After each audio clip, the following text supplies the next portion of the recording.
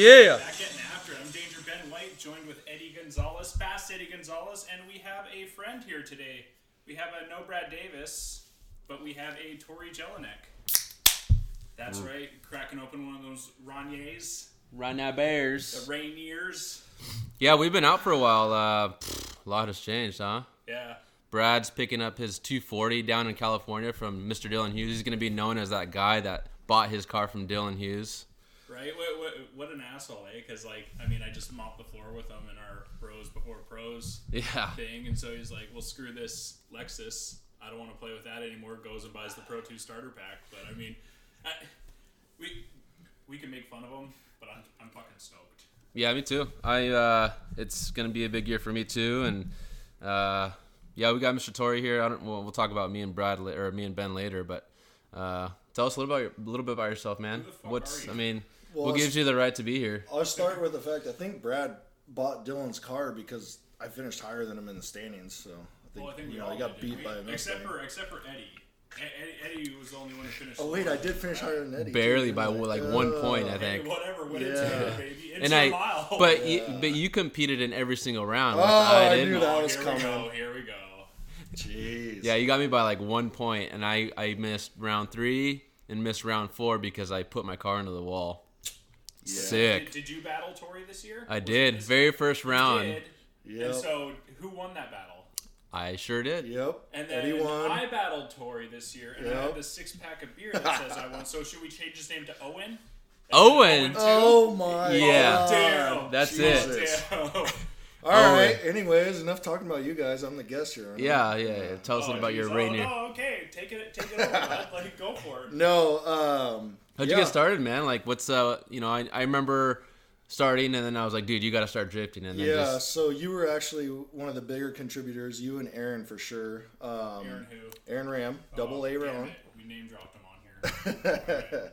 So back, it was literally, I think the first time I met you, I came over to your house with either Aaron or Spencer. Yeah. And you guys were still working on the black car. Yeah. You were just getting started on it. Yep. And no, you were. No, it was the white car because. No, it was the black car. Oh, it was the black car. You're right. Because I was supposed to be out there that day that you guys crashed it. And, And then I think I came out later or something like that, or that you crashed it. Yeah. But yeah, no, seeing you and Aaron out there, driving the Mustangs and drifting and stuff, it was pretty cool.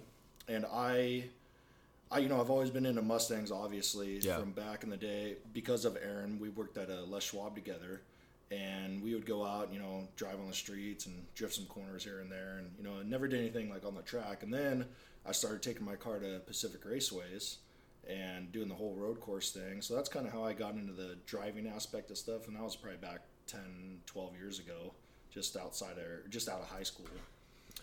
So that kind of got me there, and then once seeing you guys out there, I kind of was, searching for a car, and I just told myself, I was like, I got to do this. This looks like so much fun, and, riding with you guys. Yeah. So I went out and bought a stock 5-liter, 5-speed V8 Mustang. It was like a G, right? You played like a grandfather. Paid $1,000. And first you got to give the little backstory. You were not going to what before something happened? You weren't going to drive that car until. Oh yeah, God. Yeah. So the car that I started at Pacific Raceways with is also it's the same car that I have as my red drift car. It's a '95 Rio Red Mustang GT, and this car.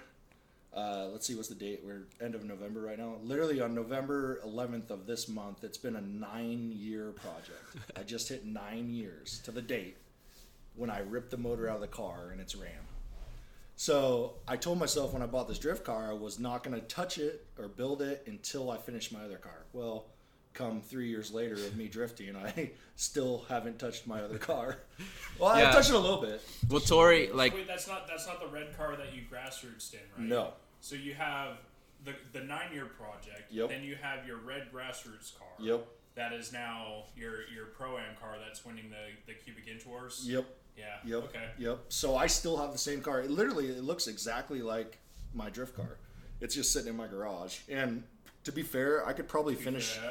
To be fair, I could probably finish it in a weekend. If I had another buddy with me, we could finish the car in a weekend, get it running and driving. But it is what it is. I kind of turned my attention to drifting, and it'll just be a project car for maybe another 9 more years. It's hard because you gotta focus in really like a lot on the drifting thing. Otherwise, otherwise it's just a casual hobby, and it's like when we're running pro-am and stuff like that, it's like, hey, it's a little more serious than just a casual hobby. But yeah, for sure. So to fast forward a little bit, I told myself I was never going to build it, and then I came over. Yeah, it was me, you, Daniel, yep, and one other person. I don't remember who it was. I don't think it was Aaron. It was someone else. And we were like, all right, let's just do it. I had all these parts laying around. We had to put it. It just needed a clutch. Yeah, that's all it needed. Oh, and rear brakes. That's right. Those were the 2 things it needed. I got it for $1,000. Yeah. And we're like, all right, let's do it. So we literally spent. It's probably from like 9 o'clock until like what time was that? It's probably like midnight or 1. Yeah. I think it was like 1:30. 1:32, somewhere around there. So we spent all night working on it, get it done, open headers. Because I think I had exhaust coming for it or something like that. And what's the first thing you got to do, when you finish? You got to break it in. You got to do a burnout, right? Yeah. That's right. So we literally, I still have the video, and it was I think it was like a 1:30 a.m. burnout. Yep. For about 30 seconds. Open header. We're like, all right, let's throw that thing back in the garage. We threw it in the garage. We're like, yeah, we're going to get in trouble. We threw it in the garage, and we were done for the night. Yeah. So, and that was about just over 3 years. 2 years ago, yeah. Yeah, the rest is history. Now he's got a freaking sweet build. I don't know if you guys have seen his Instagram, but he's got a really badass. I mean, he's done all sorts of shit too. He's got a Phytech fuel injection with 351 swap, stroked out to 351 swap. Let's air quote that because now it's like 427. Yeah, that's what I'm saying. It's a stroker. It was supposed to be 427, right? Did it end up being 427? We were gonna do a 408 originally. Okay. And we bumped it up to a 427 just because it made more sense. It sounds really bad. Like it's terrible. It sounds like a fart can. I don't know, but it's a motor, right? So well, yeah. I mean, it's gonna sound like pit fart. Their firing orders are all jacked up. Yeah, I think their firing orders like 8, 9, 7, 1. Distributor on the wrong end of the block. Yeah, it's all jacked. Yeah. So they got like a 351 Windsor, 351 Cleveland, 351 Romeo, 351 Alpha. Romeo. Modified. Yeah. 351. Like Ford doesn't. What other countries are there that Ford built shit in because they made more 351s for that? Yeah. I'm not bitter at all about the 351 Cleveland I'm working on right now. I told you I bought an intake out of spite for that thing, right? No, you didn't. Are you serious? Yeah, spitefully, because I couldn't find a 4-barrel intake for it that was like a reasonable price. And so I have the thing on like Marketplace trying to sell it, that 73 Mustang, and I'm going through OfferUp. Someone had a 4-barrel intake, a brand new one, like brand new Edelbrock 4-barrel intake for a 351 Cleveland for $125. And so I spitefully went and bought it. And the guy was like, yeah, you gonna use this? What are you using it on? I'm like, I don't know. I just bought it because I couldn't find one. Now I freaking found one. I'm not gonna let it go. It's like, oh, okay, whatever. That's funny. Yeah. So yeah, it's tell us a little more about your build. It's a 427. 427 stroker. So I'll start off with last November. It's been same as my anniversary date for the other project car. It's literally been about a year, and I ruptured my Achilles. Oh, that's right. So November last year I had surgery, and I was down. I was in bed for a month and a half straight, and I was down for about 4 months, I'd say. Yeah. So during that time, I had no time to work on the car. I was still, working on the car, by making calls and getting some sponsors and stuff. Well, it didn't matter in the long term because you didn't get the engine It didn't, back. correct. We didn't know this at the time, but I had been working on it since November until the very last round. It was done before the last round. Right. I had no test time on it, and that's why I didn't bring it out. Yeah. But during the time that I was in, laid up with the injury, it was actually at Luis's shop, Fast Motion Fab. Okay. And he was doing the full tube rear for me for the new fuel cell. He changed my door bars, so we did some new door bars, and then he changed a couple mounting locations on the front.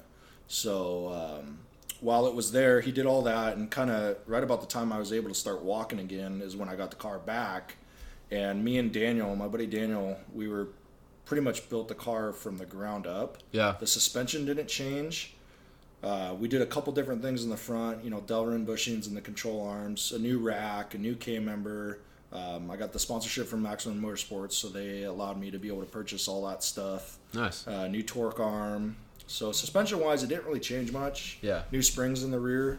But other than that, the biggest change was the motor, which I also got help from my buddy Steve, he owns a pull tab business, pull tabs, and he's actually getting into like slot machines and stuff like that. Okay. So pretty cool business. Yeah. It's hard for me to promote his business, and he knew that going in, but he's just one of those guys that wants to help you out. Great guy. He helped me out with the motor. Got a sponsorship, partial sponsorship for that.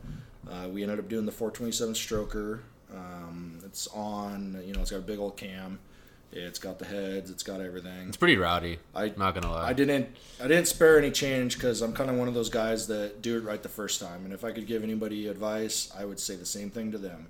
Yeah, it might cost you a little bit more money. Yeah, it might take you a little bit longer, but do it right the first time. You're never gonna have to do it again. Exactly. So. Well, my question was. That's always the hope, right? Yeah, correct. Well, my question was, you wanted to do Pro 2, but yet that car is not even Pro 2 legal. So yep. Why? My question is, why did you spend all this time? Just because you want to stick in Pro-Am? Do you want to go Pro 2? What's your plan? So, I think that was Garrett Orphan's question. Oh, was it? Okay. Yeah. What are your aspirations? So just get into that. Oh yeah. So I do want to go to Pro 2. I'm not going to say right now that I want to go above Pro 2, but I for sure want to go to Pro 2. Yeah. In building this car, I mean, I'm the only solid axle in Pro-Am, right? Mm-hmm. Right? Till next year. Till next year. But we'll get into that later. Woo! Can't wait. So do I think my car is capable, as is right now, do I think it's capable of winning a Pro-Am championship? Yes. Oh, yeah. 100%. I mean, I was going against a Pro-Am car that last year, in grassroots, the whole year, I ended up in second place, and he got his Pro 2 license. But that's kind of beside the point. That just kind of shows me that, use, right? Well, yeah. You can hang with the big boys. Yeah, it just shows me that I can go against, a decently built Pro-Am car. So. Why didn't you just LS swap it? So anyways, yeah, I plan to go to Pro 2. I will be building a whole new car if I do make it to that point. It'll be a newer Mustang, 2012, 13, 14, whatever. Cool. It's 550. You should buy Brian British Jams. Yeah, that's Brian. Well, he's got a 197. Yeah. If he's I guess solid axle. If he's listening though, I'd like that. You'd like that car. Yeah. I hit him up because I wasn't sure what was going to happen next year, but we'll get into that later. Yeah. Yeah, your car's awesome, man. I just wish you would have LS swapped it. It would have been sick. It would have gone way faster. It would have been disgusting. Can you take the IRS from a new edge and put it in that thing? Yeah. Yeah, everything mounts up. Is it technically legal or is it not? So it's not. You're talking about in my car. Your car bolts in except for there's two new holes you have to drill, I think.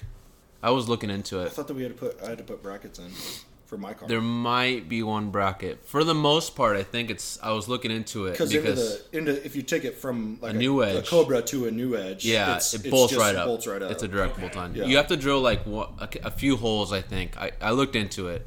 A Fox body is a little bit more work, but for your car, it's a little bit easier than a Fox body. So correct, yeah, Fox body you have to weld all new brackets, I believe. A whole bunch of yeah. things, yeah. So, anyways, it's not legal per the FD rules. So they still I don't know. IRS and a SN95, like IRS swap it. Per the FD rules. Are you changing the mounting location? Yes. Oh, you would be changing. You have to if you got to drill new holes. So. You'd have to go get a Terminator car if you wanted to run an IRS. No, you would have to get a new edge. Yeah, 99 to 04. I thought only the Terminators had. Correct, but you can take the cradle. Okay. Yeah. Okay. Yeah. I mean, you could just say that you had to get a Terminator, and then you could make fucking cool noises the whole time. They sound so. Yeah, good. that would be sick. Yeah. Yeah. I love those. Terminators sound awesome. 4.6s in general sound really awesome. They just don't make crap for power because I don't know. They just don't. I mean, you had that new Edge. Tell me about how that was. That car was awesome to you, wasn't it? Yeah, it was a great car. Yeah. Still running strong and everything. Daily driver car. It was crashed in the rear. I bought it and got it for a great price. Drove it for about 6 months, and the motor seized up on the way home from work. Not even drifting. It literally, I broke down like 3 times on the way to or from work. One time the heater hose blew out. 5 in the morning? Yeah. I'm sitting there on the side of the road in Snohomish and thinking about walking to Home Depot to get points, to get tools to put it back on. It's like, I remember getting that Snapchat. Dude, I was like, that fucking sucks. Yeah, I would be so pissed. That car was a pile. But that car, I'll let the person that bought it is actually going to be building that into a Pro-Am car. I don't want to say who it is because he wants to make a post about it when it comes time, but he's actually taking that car, and it's going to be a Pro-Am drift car, so that'll be cool. Yeah, I love the new edges. They're literally one of my favorite body styles. I don't know. I love how, like, my biggest thing is, like, having, I don't know, I like fender flares. So, like, the new edges have, like, that factory fender flare look. Same with the Fox bodies, they have that factory fender flare look. And the SN95s don't have that. Yep. So that's, like, the only thing I don't like about SN95s. They're like a wide body almost, built in. Yeah, if you had a new edge, would you put an IRS in it? I've been looking at it. Well, there goes that. But, yeah, next year I'll be driving a new edge. So I've been contemplating on what I'm going to do for rear suspension. But the car that I'm getting already has a Panhard bar, and That's like it's a going to... big announcement. We just kind of, like, glossed over. Yeah. Eddie's completely... Come on, I know. be I excited, was going to save dude. it. Dude, I'm so excited. Hey, I will tell you that I am very excited because Eddie gets out of the goddamn boat and gets back into a Mustang. Yeah, man. I'm so fucking pumped. Like, my wife, she knows how, like, ecstatic I am about it. My biggest thing is, like, I went from driving the Fox body, like, the car was so stupid easy to drive, like, I could drive with my pinky, to the GTO, which is, like, when I drove the GTO, actually, in stock form, it drove amazing. But as soon as we put, like, the angle kit, like, the coilovers, it was, like, since it's a rear steer car, everything changed. And I was like, what the hell? And it just took me so long to get, like, even remotely comfortable in it. And I went from, like, winning to, like, losing every single battle.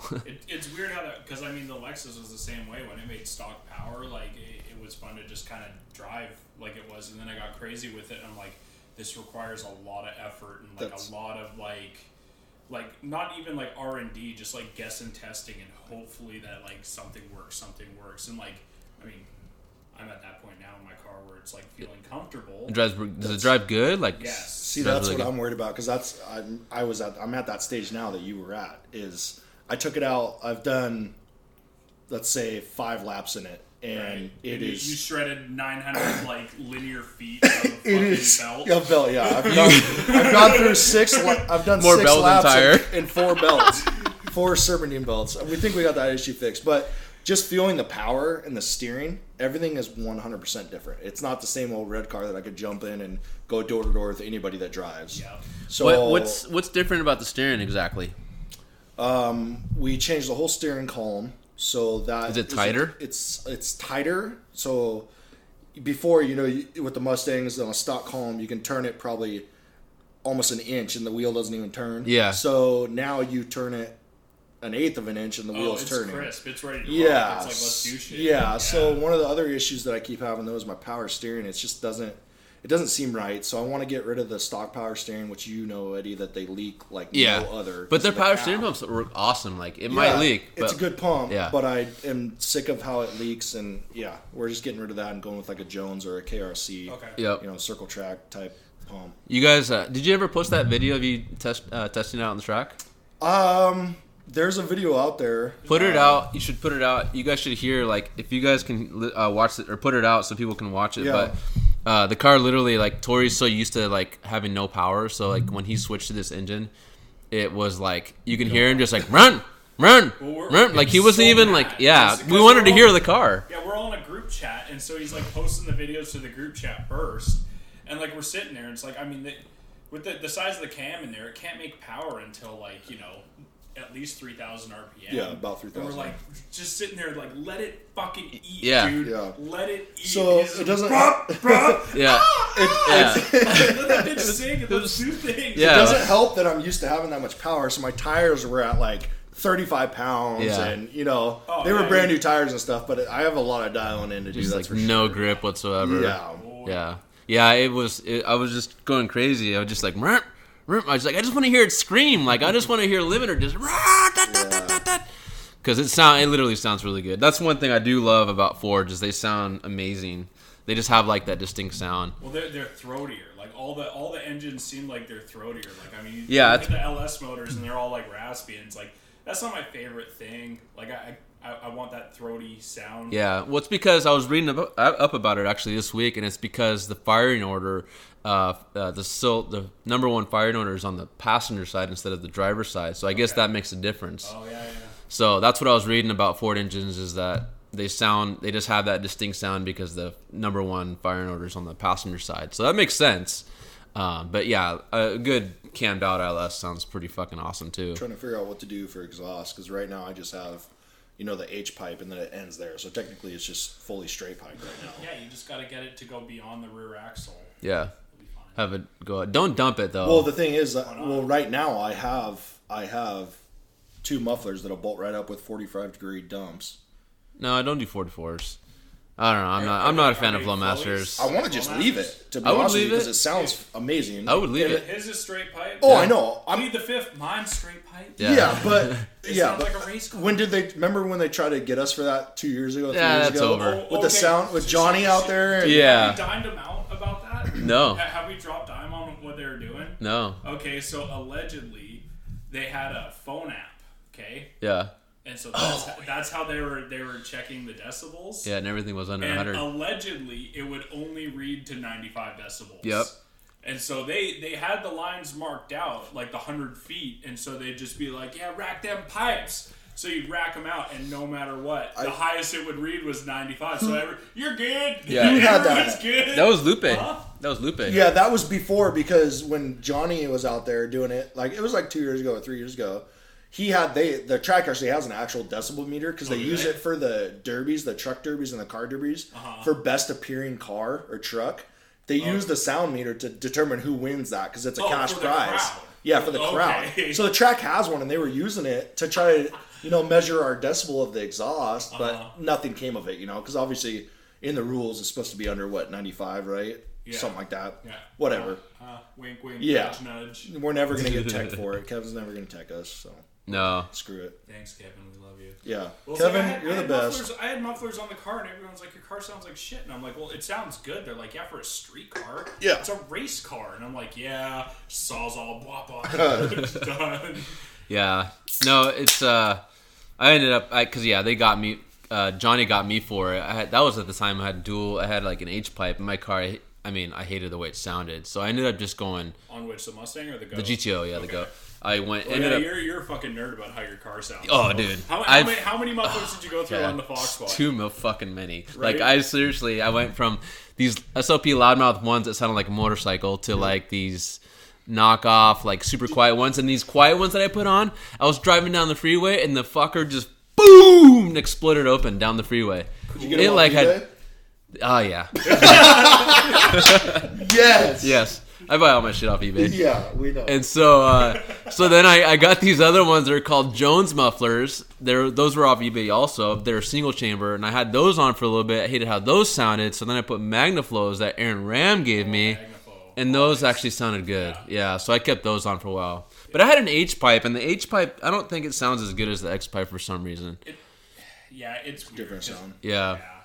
Hey, we kind of jumped over it. I think you should tell us more about your Pro-Am car. Yeah, so next year, guys, I was going to do a reveal video because Spence Cottrell, I'm buying the car from Spence Cottrell. It used to be Josh Hill's car. And Josh stopped drifting, sold it to Spence. Spence drifted it for, probably 5 events maybe. Not very many. A few more. Is it a vert? Yeah, it's a vert. Cool. I'm not a big fan of verts except for on the new edges. I think they look okay, but then you better roll like top down all the time. I don't know. I'll probably do it top up all the time. Let me guess, it leaks. His leaks. Yeah. Yeah. So I've actually already been looking at doing like a hardtop conversion, or worst case scenario, it's already got a bunch of good parts on it. So worst case scenario, I swap everything over to coupe already. But man, I can't even explain to you guys how excited I am. I just 2 years ago, I was going to actually ditch the GTO and get back into a Mustang. Patricia talked me out of it, my wife.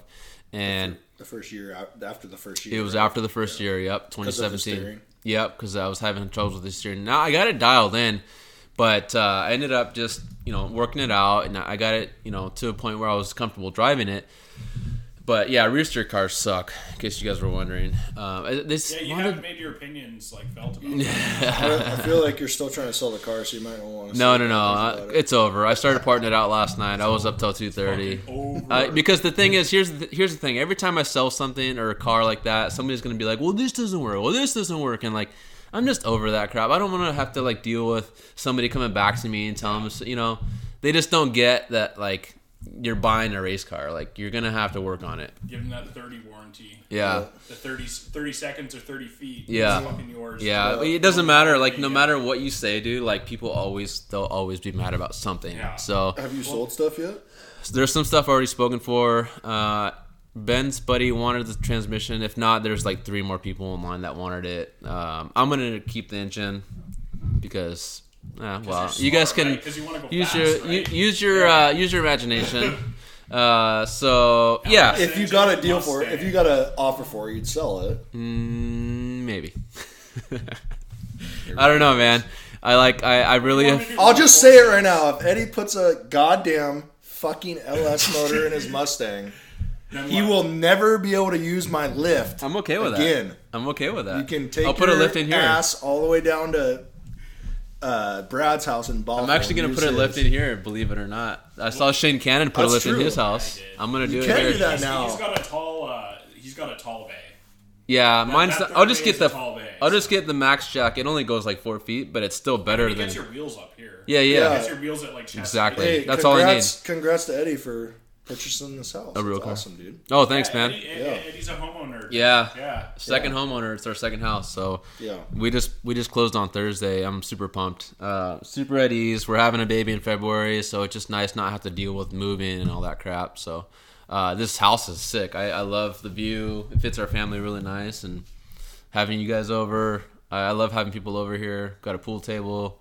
It's a cool house. So, yeah, thanks, guys. I appreciate that. Mm-hmm. But I'm excited for next season. I really am. I can't express it enough.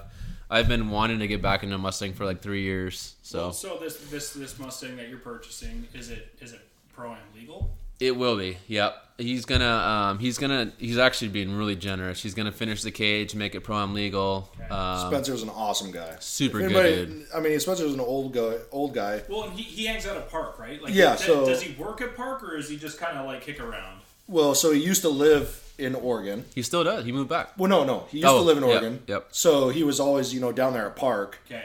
Him and what was his buddy's name with the other Fox? Jeremy. Oh, right? Jeremy. Yep. So him and Jeremy, a couple Fox guys, always drifting down there, and then they'd always come up here and drive up with us, open drifts and a couple of grassroots events. Grassroots, yeah. His name. Yeah, they used to share cars. And then he ended up moving up here. He got a job offer up here with a Porsche company that just literally builds race cars for people. That's and dope. Is like he's a technician for them. Doesn't sound bad. Yeah. Came up here, drifted up here with us, became a part of Drift Rebels. And then he went back down, just recently, went back down to Oregon. So now he lives in Oregon. So now he's doing the same thing, coming back up here. He was up here for DriftCon, the last round of DriftCon, and did DriftCon with us and stuff. So super nice guy. If anybody sees Spencer there, say hi to him. Well, dude, I was down at Park at one point, and I saw him, and I didn't clue in. And he was like, "Hey man, like, he saw I was struggling with something. He's like, you need help? You want me to do this, that, this, and that?" I'm like, "No, but thank you very much." Like, super nice guy, dude. Yeah. So it's pretty cool that you, like, I mean, I was looking at buying that car for like a practice car and stuff. Yeah. So like, it seems like a decent deal. It seems like a good setup. You're just gonna have to make like a little bit more power. Yep. That's the thing. To do Pro-Am things. And yep. I mean, even that LS motor, like, I mean, you complained about being a little bit underpowered. You had to run nitrous and stuff like that. So is that still the plan? Yeah. So so with the LS, I only had to run nitrous on the 5/8. Okay. So I ran a 75 shot only on the 5/8. I did run a 75 shot on round 5 too, which was nice because we had the jersey layout and I could stay in third gear the whole way, which was awesome. If I don't run nitrous, I have to downshift in the second, then kick back up in the third. For real? Yeah. Oh. So we do the Manji through the straight, and then I'll have to downshift in the second there. And in fact, the first year we did that was with Dalton Gernhardt, and I forgot to downshift, and I ended up straightening out. I had to kick it in the second real quick, and so I lost the battle. Otherwise, if I hadn't done that, I probably would have beat him. That was in 2017. But yeah, I mean, otherwise the cars. He says it's set up pretty good for the 3/8. He says like any infield layout, it kind of sucks because you're on limiter in second gear the whole time. That's dope. So cage, you got to finish the hoop, right? Yep, he's got to finish the hoop. Pro-Am. Yep, and then I'll probably do intrusion bars. I probably honestly I'm not even gonna bother doing 5/8 rounds with the way the setup is right now, because I want to be. I was telling Tory this. I want to be competitive, so I don't want to go out I want there. to be competitive, so I'm gonna skip 2 rounds. Well, I'm saying like I want to actually win. Like I want to have a shot at winning, and like with 200. Then run grassroots. That's why I'm gonna do grassroots and pro-am. Oh. I'm doing both. Okay. So not the full season of both. I'll probably do like 6 total, maybe 6 or 7 total rounds, and then I'll do probably takeover and just space them out however it works, so that you get an even amount of like drive time throughout the year. Exactly. So and you then still don't know your plan with the motor though. no, I'll leave the 4.6. If it's running good, I'll keep running it. I'll run a 50 shot of nitrous. Just to make you happy, so you can use your fucking lift. And to be honest, save money, buy his own lift. Saving money is a big thing. Is if you swap it, how much money is that going to cost you? like $4,000. Literally $4,000. I already did all the math. The math I did was $3,500, but I'm buffering for like between probably $5,000 and $1,000 on top of that. So in a Coyote, I've been looking at Coyotes, which I love Coyotes, but it's like at least $8,500. Well, the thing is, if you said you're selling the transmission on your GTO. Yeah.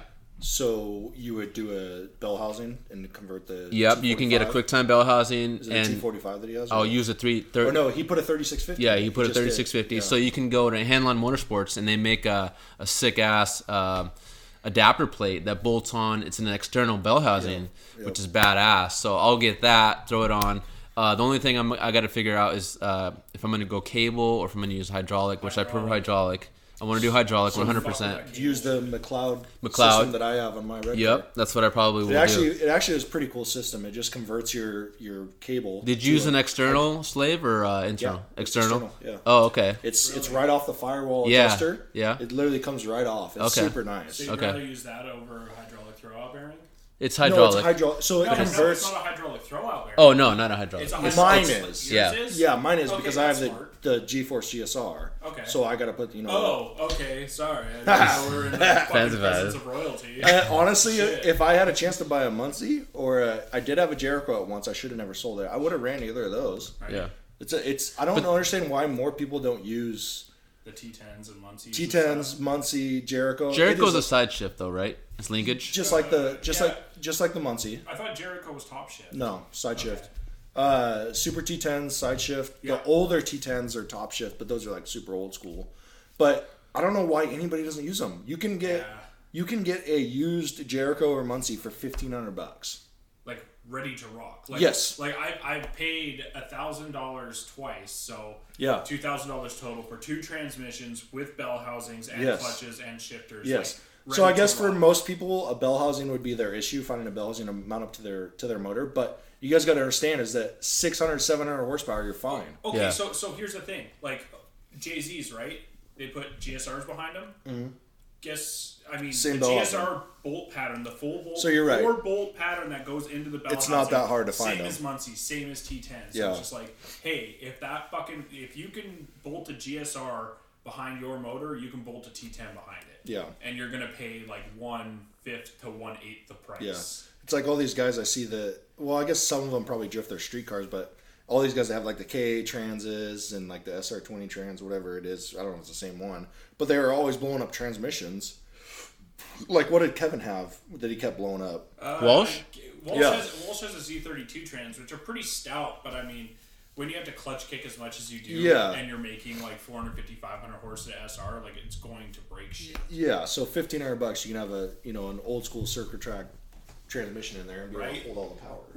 Where it's like, especially where we are, and with like J2, you can yell over there, and they're like, yes. hey, we have a full gear set for you. Here you go, dude. Let's talk about J2 for 2 seconds. Yeah, J2's the man. Like, I love John. Yeah. Tell me. How'd you get hooked up with J2? So, one of my good buddies, Daniel Moore, who is also my buddy who literally helped me build my entire red car. This is Number 4. Holy shit.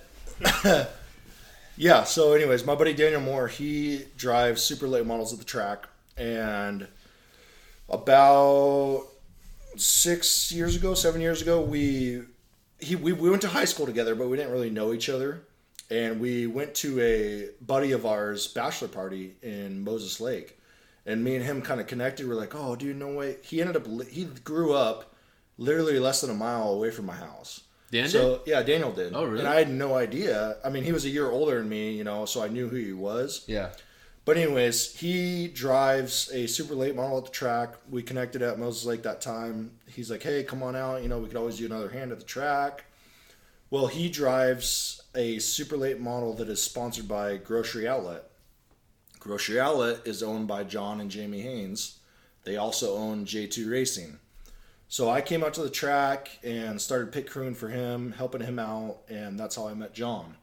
So since then, I honestly believe John is the reason why I started competing. I never, ever wanted to compete in drifting until... If you guys don't know, Grocery Outlet and J2 Racing are huge sponsors at the track. Yeah. So you'll if you ever come to a circle track, you'll hear J2 Racing and Grocery Outlet all the time. Yeah, they got big banners. Huge banners, on the bank, everything. So. Yeah. John is the only reason why I started drifting competitively. He came to me and said, "Hey, you know, we just started up J2 Racing and we could use, you know, more outreach." So he's like, "I know you do the drifting." And at this time, I was working in his shop with Daniel on his late model, you know, every three nights a week. And he's like, I'll take care of all your tires. I want you to do a full season. So that was my very first season in grassroots. And he took care of all my tires, everything. And except for practice, right? Yeah, except for practice. Yeah, just competition tires. Yeah, same for me. Which was 4 tires, and I usually ended up only going through 2. Yeah. So he took care of all those, and that's kind of how we, you know, began our relationship. Now, I work there every Monday. I work 410s at Boeing, and every Monday I work at J2. So Ben knows this, Ed. You know, everyone knows this. If anybody ever needs anything, let me know. And you know, if you're catching yourself buying some stuff off Summit, if you were to call me, I can guarantee you that I can beat that price. If nothing else, like it's support. You could beat the price, and this is what I've said before: is just plan ahead, and especially in the off season, plan ahead and just at least do one order from J2. Yeah. And it's like, you know, if you get in the routine of being able to plan ahead, like, and just getting it ordered, like a lot of times if he likes you, man, like he's just going to like bring that stuff in anyways. Yeah. And then it's just like, hey, it's at the shop whenever you want to come in and like pick it up, pay for it, grab it, go. Yep. It's just like, holy crap, dude. Like, I mean, you always hear of, you know, in places like, yeah, these guys support the track. John definitely is that guy. John and J2 is just like anytime he's like, well, do you guys like need me to stock stuff? Yeah. I'm like, well, this might be nice. And all of a sudden he's just got a wall of AN fittings. Yeah. And I'm like, oh, cool. Yeah. Man. And it's just like they're all right there. Well, 2 years ago, the round 5, I brought over like $500 worth of stuff for grassroots and pro-am guys. It was a raffle on round 5. Everyone got a ticket entered, and if you won something, you know, Kevin calls your ticket and you go up and you get something. It's like John just did that just cause. Yeah. You know. Yeah. Just because he likes it. So. Yeah, it's John's cool. He's also the type of guy where he'll like, hey man, you need anything else? And like sometimes he'll just toss stuff in for free. You know, like, hey, you want a sweatshirt, or hey, you want, you know. I was doing the AN. I had to do AN lines for my breather, oil catch can breather setup. Yeah. And I was like, well, I was just going to go get some 3/4 inch heater hose because it's not real important. So I was just going to use that. Yeah. And he's like, well, I got AN line here. I can sell it to you for a good price. And he gave it to me for such a stupid good price that it was couldn't say no. Not to buy it. Yeah. I'm just like, damn. I'm like, well, how much are you going to give me for that price? He's like, well, there's like 10 feet left on that reel. And I'm like, just give me the whole reel. Yeah. Like, God damn it. Yeah, he's just a good dude. Like, I love working with John. In fact, I just met with him. I went to SEMA last week, and I met with him 2 weeks before because I know he's trying to grow and stuff. And I just went to him and was like, hey, man, I'm going to be at SEMA next week. Why don't we let's see if we can get some seats and some, like harnesses, some fire suits. Let's see if we can kind of expand your store because I know there's some people out there that want to, like, test stuff out and see, you know. So, like, if we can get, like, a variety of, say, even 3, let's see if we can get like 3 seats in here, maybe some fire suits, and that way people have a place close to the track where they can just come out and test it out instead of having to go all the way to Kirkland to 45 or up north or whatever, you know. So he was totally up for it. So I talked to a few people at SEMA, so we're in the works of trying to get something worked out. But well, dude, it blows everyone's mind. Like all the drifters are kind of like, I mean, hesitant. Like also the drift community and trying to order parts is fucking stupid. Yeah.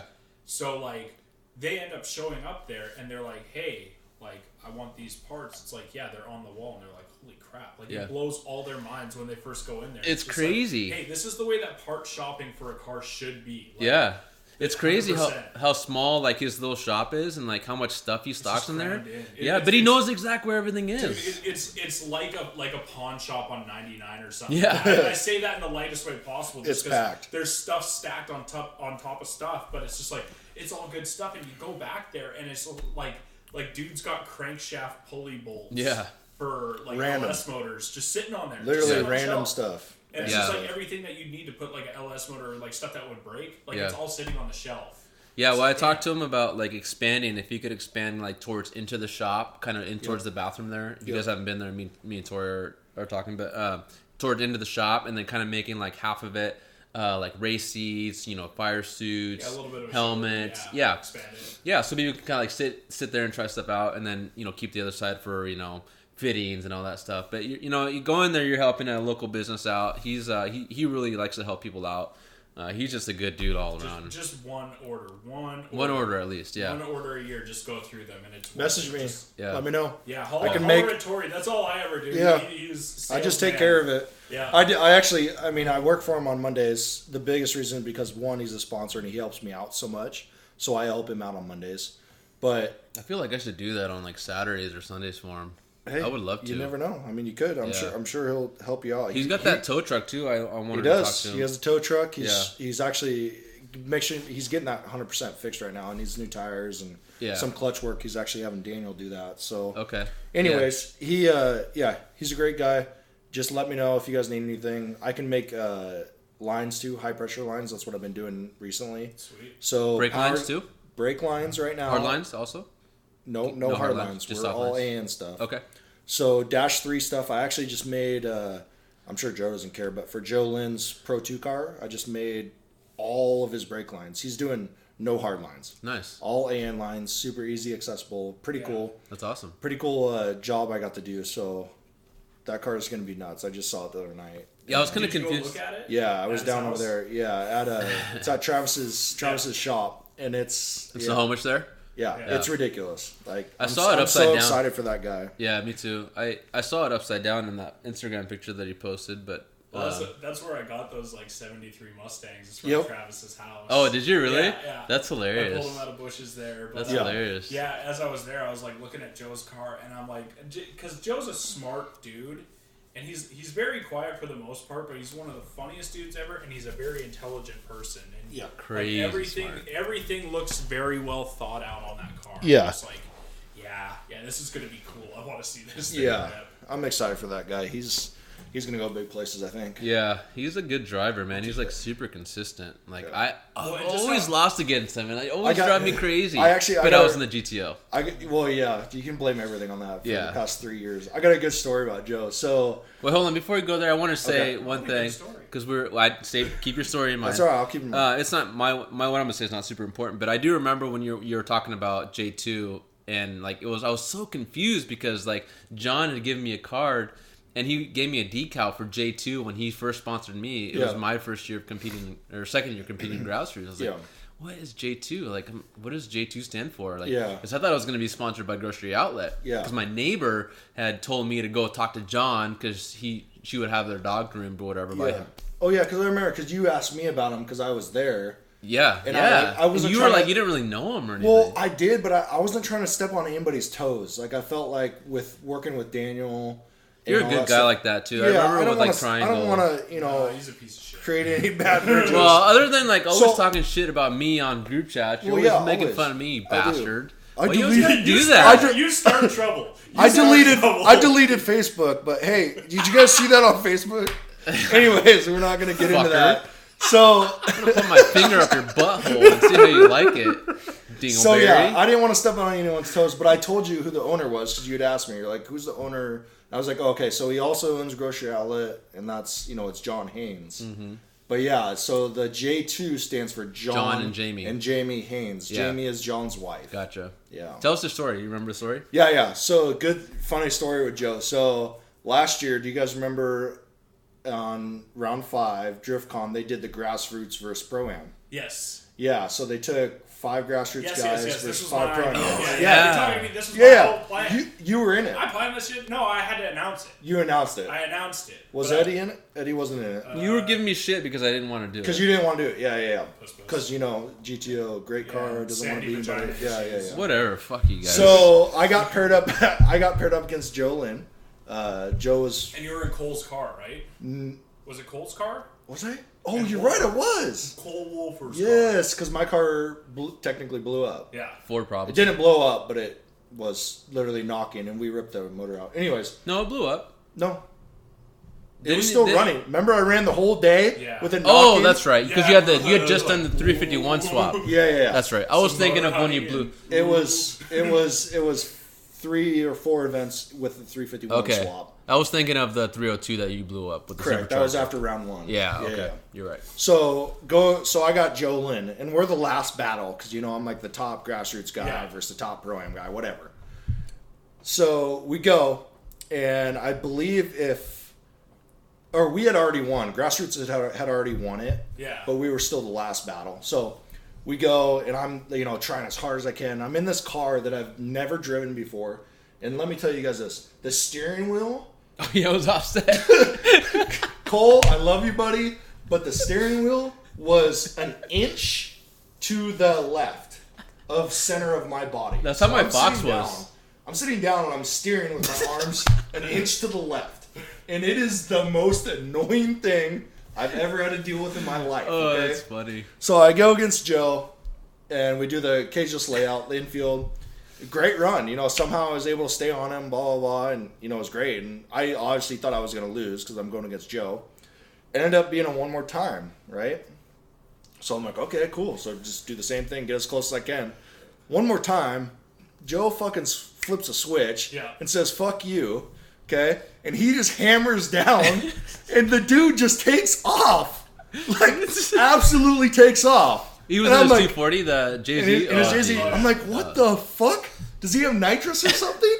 He takes off. He obviously wins. And I go to talk to him afterwards. I'm like, dude, what were you doing? He's like, oh, yeah, I clicked it into 4th gear. I was like, you motherfucker. That motherfucker. Yeah. Just super calm. Hey, no big deal. He's like, oh, yeah, I clicked it into 4th gear on you. Yeah. I'm like, God damn it, I love you, Joe. That's totally something he would do. That's hilarious. So you lost. I lost, yeah. I lost. Joe's awesome. He's super calm. He's so smart. Like, you'll start talking to him, and he just starts blurting stuff out, and you're like, wait. You need to backtrack a little bit. Like, I missed that kind of important step.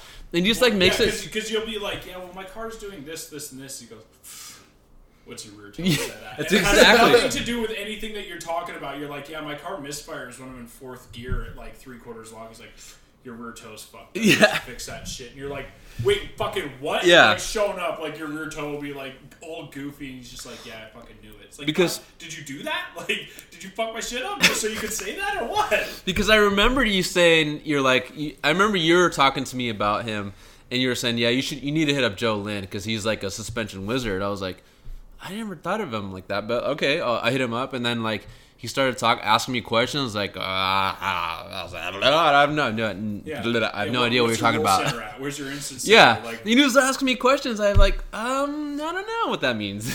I had to Google what that meant, and so it was just funny. And then he hit me up after the 2017 season. He's like, hey man, I'm not gonna be driving this year. Or maybe it was 2018. He's like, I'm not going to be driving this year because he was going to build his car. He's like, I'd love to ride along with you. It was after he won the championship. And I'd love to ride along with you and see what your GTO is doing and help you out with suspension. I never hit him up like a fucking moron. But, I was at that point. I was at the point with the car where, and this is part of the reason why I don't want to sell it also, is because, somebody else is going to be struggling with this car. Somebody else is going to give me shit about it. I just don't want to fucking hear it. I don't want to hear it at all. And so I've lived that life. I'm trying to get out of it. I'm trying to get out of this fucking car, and I just got to the point where I'm so fucking sick of selling shit. And so, especially after the last crash on the 5/8 wall, the car did not feel right. I was battling round 5. Hold on. Should we out him? Should we out him for this one? Yeah, hit me up. Apparently we were driving like pussies. Oh, yeah. In inclement weather. Tell everyone what his name is in the group chat. What is it? It's man shit, aw shit. Yeah. Because he goes out for his first run, Eddie does, in practice, in like a torrential downpour. It wasn't downpouring. It had just stopped torrential downpouring. No, let me tell you a story. Yes. Man, this track is slick, and so everyone's like, ooh, we should drop our speed by like 10 miles an hour. And Eddie's like, y'all are dumb.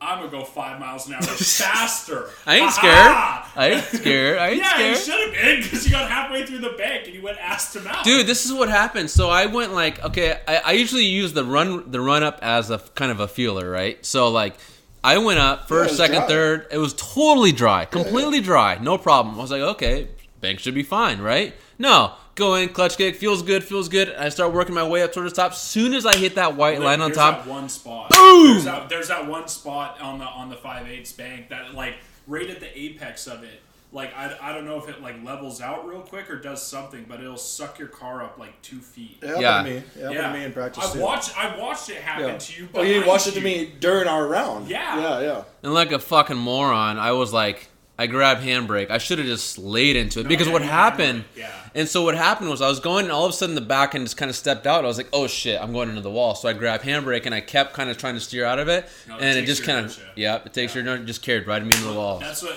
like one of the things that like I mean I've heard and picked up. Like Denofa said something about this. Like if you know you're going into the wall, hammer down, fucking foot in it. Either that or like clutch in and wait for it to hit. And as soon as it hits, clutch kick harder than you clutch kicked in your life.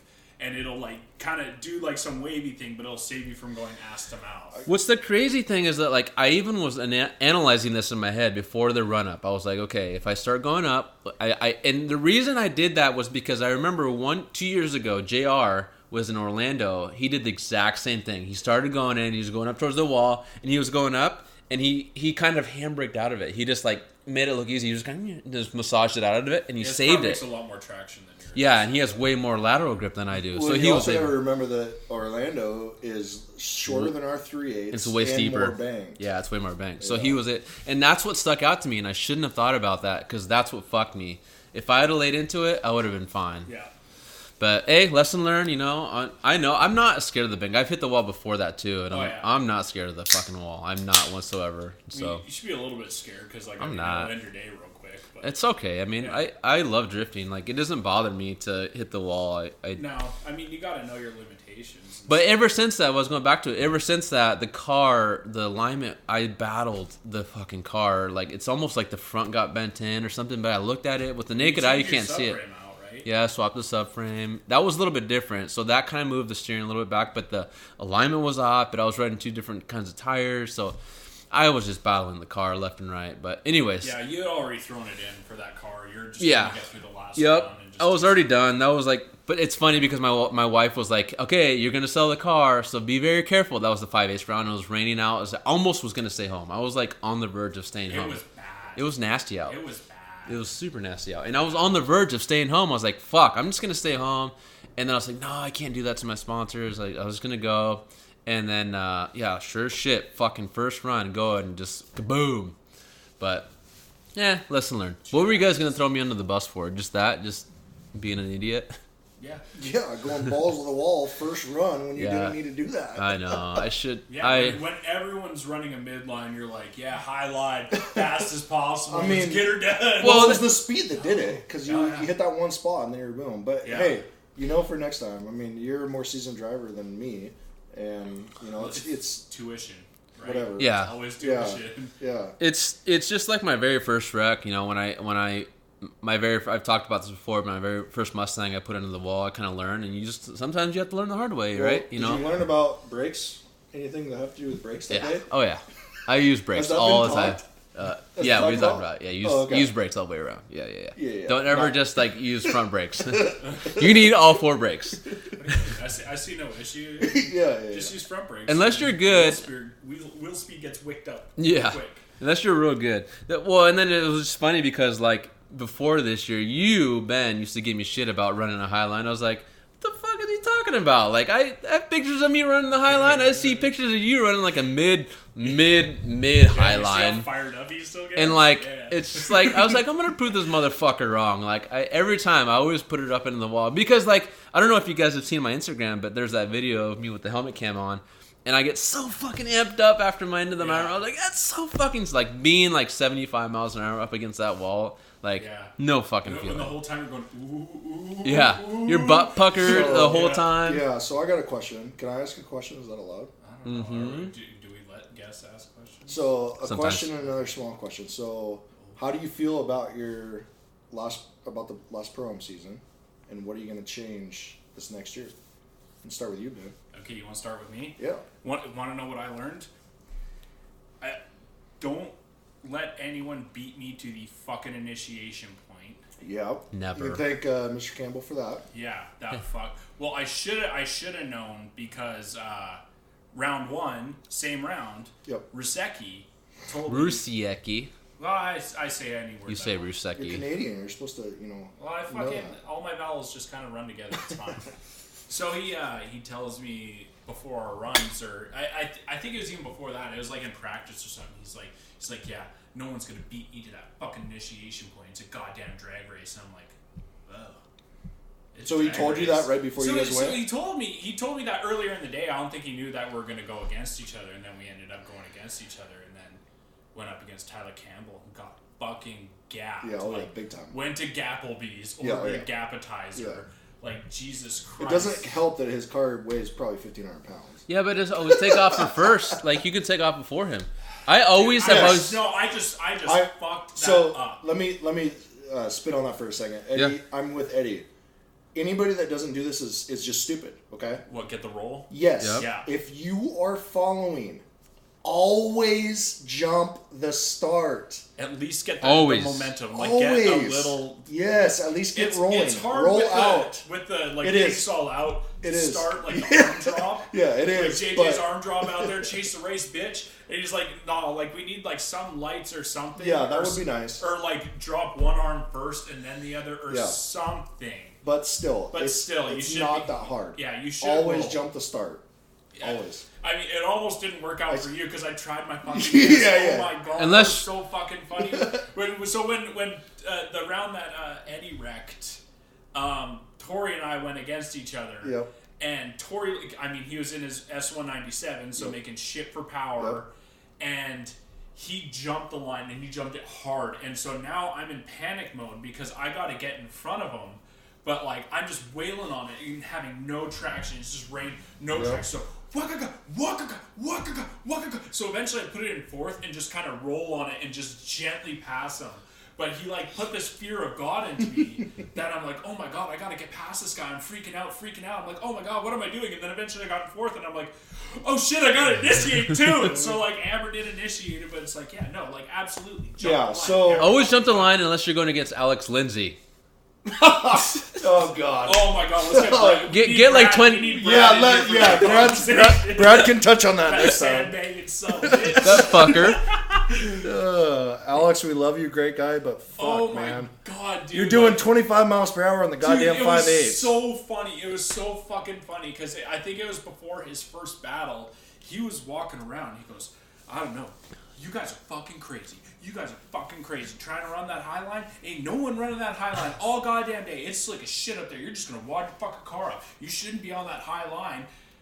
Watch us run out, like, with Brad or something, or whoever he was battling, and just drags his bumper on the high line. Yeah. And be like, you fucking piece of shit. That like, fucker. You just put the fear of God into us. Yeah. And then you just go and like, drag your bumper on the wall. That was against asshole. Brad. Yeah, that was against Brad. Yeah. Yeah, like I've always said, you know, when you're chasing, always try to initiate before the lead driver. Yeah. Always. I think actually, like, the last podcast we did, you were talking about, because Nate told you to do that. Yep. Like, Nate, throw your car in before, and then you start going, and it's easier to, like, suck in where you want to be. Yep. Always. So we learned what you learned. Yeah. Well, what are you going to change? What am I going to change? So my car, like, it took me out of competition twice last year.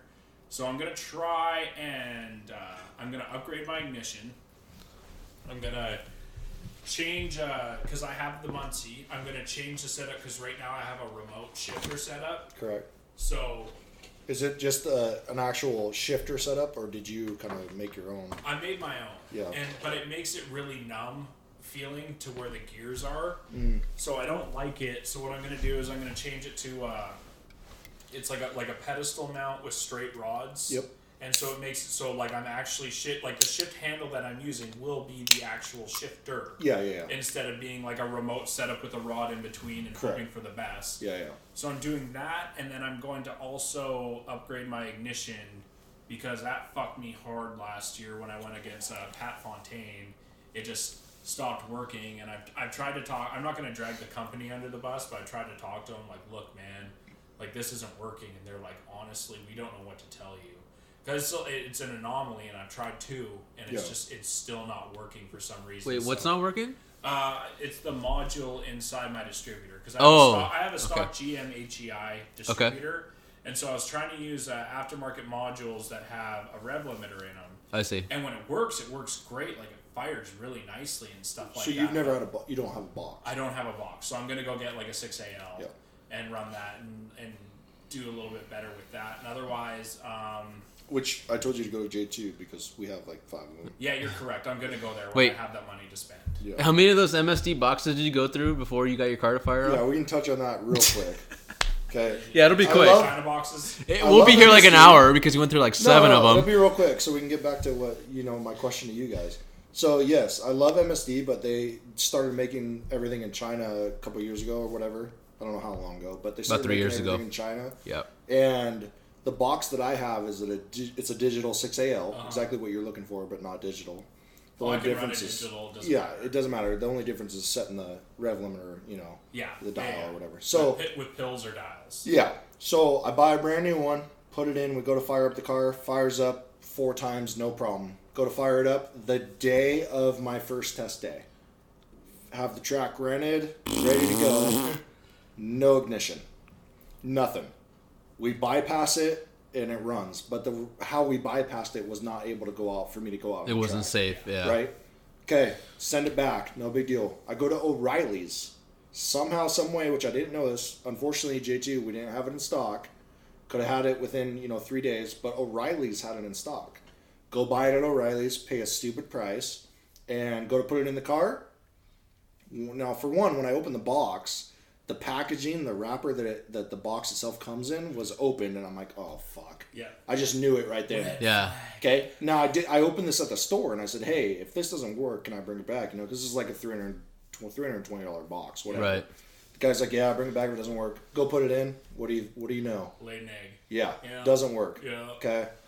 So, yet again, I take that back, get my money back for it, and luckily, Brad's Custom Auto in Seattle, which is also another great guy who always helps me out, had one in stock, even gave me a deal just because. So another great guy for the Mustang or Corvette community. If you guys ever need anything, Brad's Custom Auto, not Brad, your guys is Brad. Yeah, B Radical Davis. Yep, yeah. Brad's Custom Auto in Seattle, Corvette Mustang specialist. Anyways, had the part, go to put it in, works great. So now I have 2. If one ever fails, I have an extra one. So that's rough. But yeah. I mean that's how it works. It's just like your ignition coil, right? You're on your second one. Yeah. Yeah. Well, it's not the coil, it's the module. Or the module, yeah. Tells it to fire and blah blah blah. But yeah, whatever. I'm ditching all that. Yep. Gonna go to MSD box and stuff, and yep. so the one more thing is that I went and bought a practice car. Yeah. I'm so happy about this. This is perfect. I'm so fucking happy about this. We're still on the end of your what you're changing. It's your fault. It's yeah. your fucking fault. Oh, I know.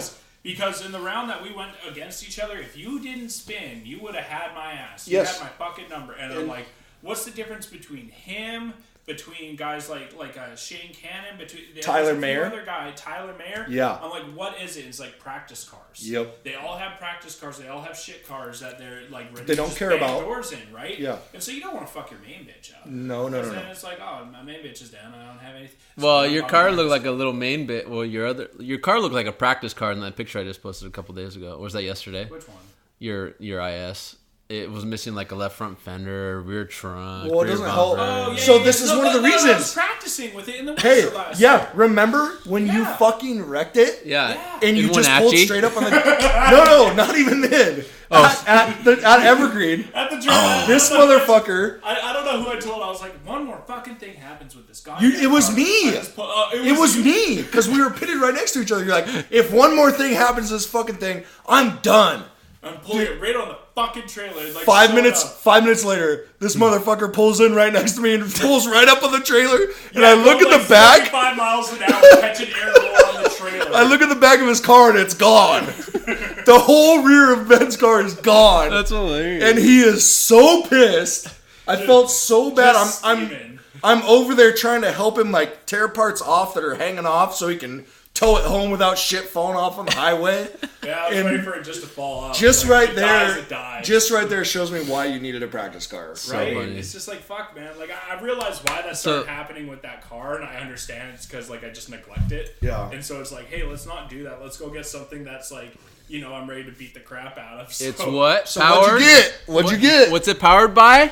fucking LS mode. Fuck yeah! Woo! LT1 would have been cooler. No, it wouldn't. No, off-piste torque is the worst, especially in like Washington weather. But I picked up a 4th gen Camaro. It's a 9 Camaro SS. Dude, I was so fucking pumped. When you were showing that T-top picture, I was like, oh, I hope he got a fucking LS something. Yeah. I was like, I hope he got an LS something. And then I saw it, he was rocking Metallica on his Instagram story. I was like, yeah! I was at work, and I was literally like almost jumping up for joy. Hyped, yeah. Dude, not even my car. I was just so fucking excited for you, dude. Should I go? So we're on the like, what did you learn this last year? But I'll tell the story of it real quick because Tori's like draining the main vein.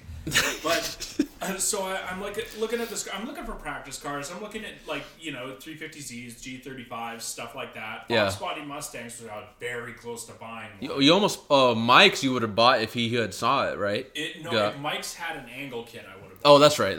I absolutely would have bought it. But so I kept looking around. There was one Fox body in Spokane I was going to buy, but it ended up being 4-lug, and I just didn't want to deal with it. Yeah, no.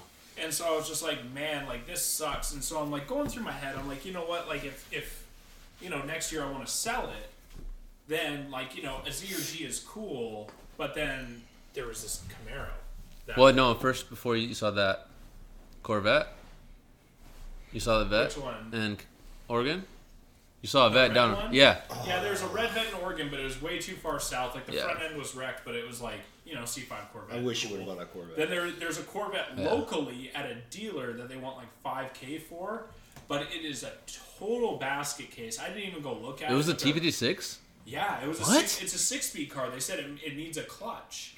And I'm like, but all of it looked bad. It looked just bad. And so I'm just like, nah. Lots of miles. So, I don't think it had lots of miles, but the body like looked like they had just rallied it in the desert for a week. And oh, so really? I was just like, man, this is rough. And yeah. So, like, there's this Camaro that kept popping up on like the marketplace and popping up and popping up. I'm like, man, the guy wanted $5,000 for it. And I'm like, well, got nothing to lose. I'll just lowball him. So I lowballed him with like $3,500, and he's like $4,000, and I'm like, he's game. All right. So I send him back. I'm like $3,700, and he goes, well, what are you gonna do with it? And I'm like, well, I'm gonna drive it. And he was like, okay. And the computer's off. I don't know if that. Oh no, we're makes good. It different. We're okay. Good.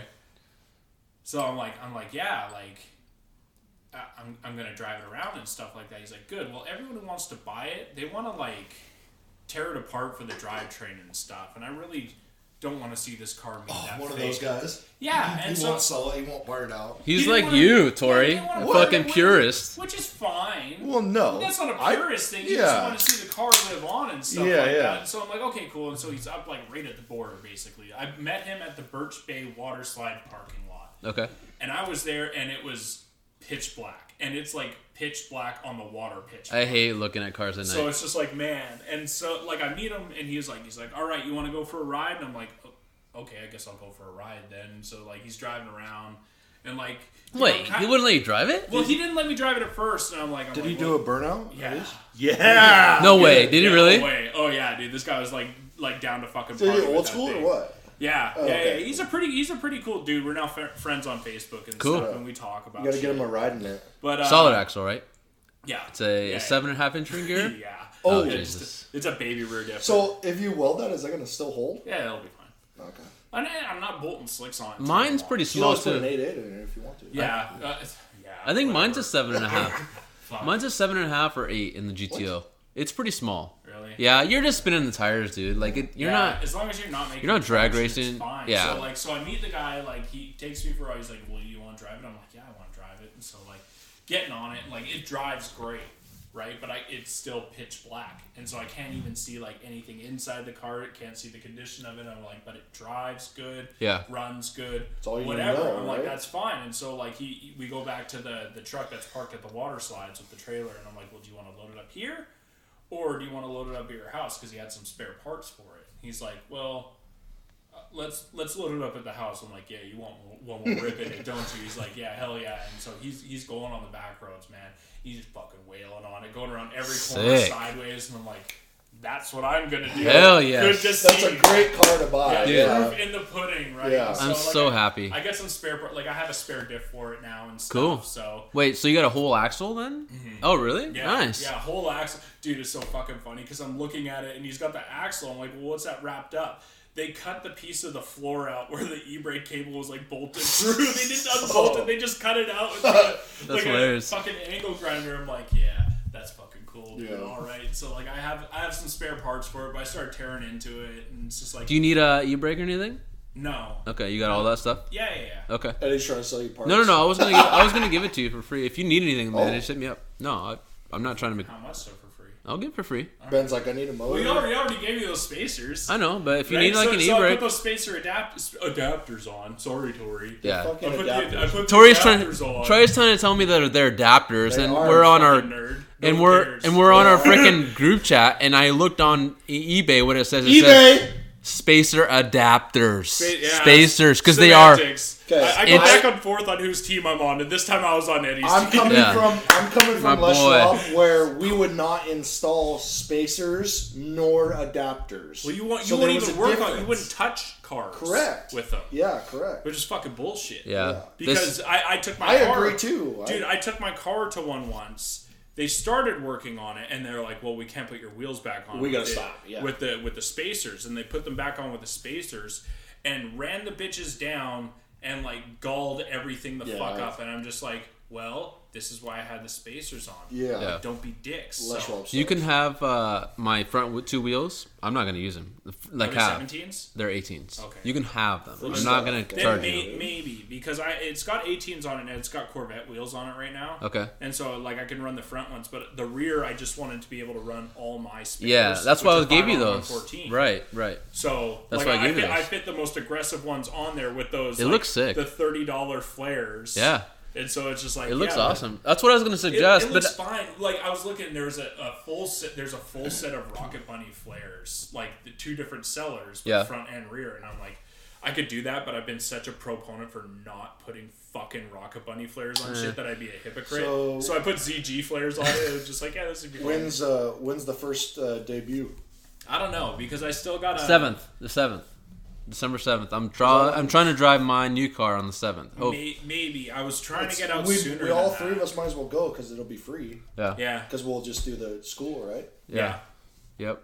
Well, might do that. I still need to get some suspension bits from Daryl Burr. Oh, you haven't got it from him yet? I haven't got it from him yet. No, because he had to finish. What's the fucking hold up? He had to finish the cooling system on his Nova to be able to roll it out because he wants to put his parts Camaro that he's had for forever on the lift so we can work on it easier because he's going to pull the drivetrain while he's at it because that's why he's bought that parts Camaro. It's a Copart car. Okay. So it's a 4th gen. It's got an LST56 and like the funny thing about it, like he gets it home, like he saw it online, bid on it online, it was local, whatever, went and go pick it up. Yeah. And then someone had pinstriped 450 horsepower under all the SS badges, and he's like, yeah, right. And then he started thinking about it. He's like, well, this thing doesn't look too bad off. We could just fire it up. Like, he threw a battery in it, and it was LS motor. Really? It started loping. Cam. Yeah. Yeah. So it's like cam the fuck out. Sick! So it probably does have 450 horsepower. Yeah. So he started looking into it, and then he found like the build sheet, or he found the person's name who owned it. And then called them, and the guy sent them the build sheet. Cool. The SS that he has. Yeah. And so he was like looking into it. He got a build motor. The LS one, Yeah. That's cool. Built the fuck, and I think the T56 is like it built too. Like it's got crowd gears or whatever. Yeah. Whatever. He hasn't done anything with that, has he? No, it's just sat for like 6 years. Yeah, he just does burnouts with it. Well, he doesn't even touch that one Because it doesn't run or drive or whatever. Yeah, because no radiator. Yeah, it has no radiator. Yeah. So it's just sat there, and he's waiting to put that drivetrain into one of his fucking. Yeah, and he has like another like LM7 sitting in the corner, like just chilling there. Dude, I've offered him I was like, dude, how much you want to sell that for? He was like, he's a dick, eh? You the fucker, that motherfucker. Because every time I went over there, like when I was building the last motor, I'd go over there a couple times and like trying to do stuff, and I'm like, did you buy more LS motors? He's like, yeah. Yeah. It's too good of a deal. He got that LM7. He was telling me he got the LM7 at the swap meet. The guy had it. He was like all day. He offered him like some stupid price, and he like went all day. Daryl walked around, came back. I was like, all right, man, I'll give you $600 for it. I was like, all right. Guy took $600 for LM7. I don't know if you guys don't know, but the LM7 5.3 aluminum 5.3. L33 is aluminum 5.3. Oh, then that's what he got. So okay. L33. No, LM7 is also LM4. LM4 is the aluminum 5.3 also. No, LM7. LM4. Yeah. Who fucking cares? God damn it. I do. LS baby. Woo! Let's go get a 4V46. That's like made by like China. I don't mess with those module motors. That's why. Jeez. Oh, look, he's better than that. That's why that stupid with peasants that fucking now, one blew up. That Gator Driver blew up, and I'm done with them. Never again. Never. So I was looking last night because I was curious because you blew a spark plug out, right? And you also. Oh yeah, that's another issue I had that we didn't even talk about. Blew a spark plug out of the head. Who the fuck blows spark plugs? Oh, Mr. Ford purist. Why do you think I don't want to go Ford? That's why I don't like those modular motors, dude. Yeah, but then you got a 351 Cleveland, you got 351 Windsor, No, you got 351 fucking Romeo, 351 Alpha, 351 LS. Like, what the hell? Okay. What's what? Eddie, what did you learn this year in Pro-Am other than a Mustang being superior in points? Other than that, than me beating you in points, and what are you going to change for next year? Well, you got to put me on the spot like that. What are you going to change for next year? Getting a Mustang. What do you mean? You knew this question was coming. He just asked it to We just did, Ben. Let's do you now. So this year was really challenging for me. It's actually one of my worst years yet. I competed. I felt actually, honestly, the car felt better than it ever has all year. So I went to round one. Like, I was on people's doors. I got on Deshaun Miller's door. And it was like, it had rain / that's when I beat you, Tori. It had rain. It kind of mixed. We got screwed. Let me fair. What happened right before our run? Yeah, it rained. I'm being totally honest. Like, I it had rained. 60 PSI in my tires. Yeah, so it rained. Me and Tori went. It was going to be awesome. And then we were about to go, and it rained and it stopped. And I kind of took it easy. We didn't get a sight lap. I took it easy, went in and initiated. Everything was perfect. Tori spun behind me coming in through Power Alley. And then Tori's battle, when I was chasing... Spun on the fucking No. You spun on the bank when you were leading. Oh, yeah. So and then Tori went, he spun on the bank, I went around him, and obviously he was pissed because it was really not fair. We should have gotten a sight lap. That's one thing that Ben needs to talk to Kevin about next year. Yeah. No, I have no fucking pull in there. They don't give a shit about what I say anymore. I feel like you're the only one that has the most pull. No, I have Tori, no stop chewing your fucking nails. pull. That's gross. Dude, Jesus Christ. Thanks, Dad. Don't talk to me about sight laps and that shit, because I fucking lit them on fire once about it. I'm like, you know what? Apparently that doesn't motivate them. Cause I was mad. We'll figure that out next season. Cause that's gonna change for everyone. Well, yeah, cause we're gonna have new judges and new cheap judges in charge. That's true. So. Anyways, keep going. Yeah, no. So, anyways, we should have gotten a sight lap for sure. You spun on your chase run through Power Alley. Then you went on your lead lap. You spun on the bank. Yep. And so I just kind of went around you. But it wasn't really fair, to be honest. Like, I'm not trying to be humble or whatever. But so we should have gotten sight lap. And then round two, Carl was feeling great. It was a 5/8 round. Felt great. And then it's the first mechanical failure I've ever had. I went in. I was I do fourth on the bank, coming through Power Alley, fourth, going to second. And I could not the clutch. The run before that I had beat Alex Lindsay, and the run before that when I pushed the clutch in, I couldn't get it in a second. I just luckily pumped enough pressure into the slave cylinder, got it in a second, and was able to finish the run and won. And so when I went against Brendan Wallstrom, it literally would not go. I pumped it, would go into second, it would not go. It just grinded. Which fuck that guy's car.